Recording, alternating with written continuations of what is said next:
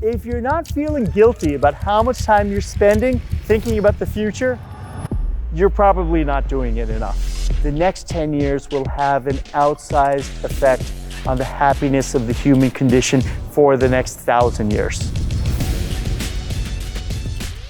I've had the privilege over the last 20 years to be an advisor to CEOs of some of the world's most admired companies.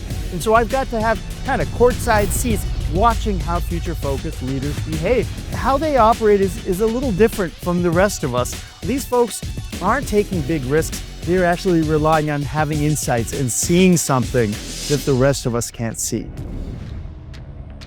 This is your one shot. This is your one chance to do something. You need to be a future-focused leader. And future-focused leadership is about knowing how to bridge the gap between the now and the next. The data for this is not encouraging, because if we need future-focused leaders, how many future-focused people are there?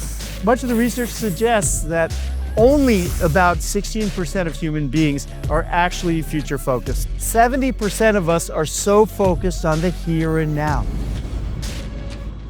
And when you show them slides like what I just showed you and data like what I just showed you, they say, you know what, you're right, the world is changing, but we need to focus on this quarter. The present-focused people have accepted your premise and they're driving over the cliff anyway. But here's the good news.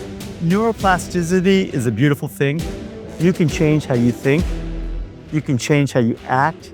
You can change how you lead. What change should you make for your company and for your team and for yourself? Well, those three levels operate at the levels of strategy, culture, and leadership.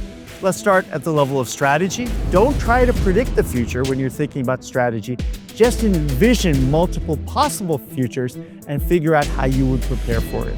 Let's bring it down to the level of your team. Find instances and places in the world where the future is happening now and go visit those places. There's one level left, and that's you. And what can you do as a leader? How do I act myself into a new way of thinking?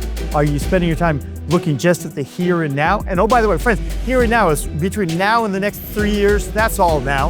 And how much of your time are you spending looking at the world beyond the next 3 years? Where we go from here and what happens for generations to come depends on the choices that we all make. But what if the work that you're doing today was just preparation to get you in shape so that you could be the leader that we need to help get through all of the massive challenges that we are facing today? How would you behave differently? The choices are yours, friends. Choose wisely.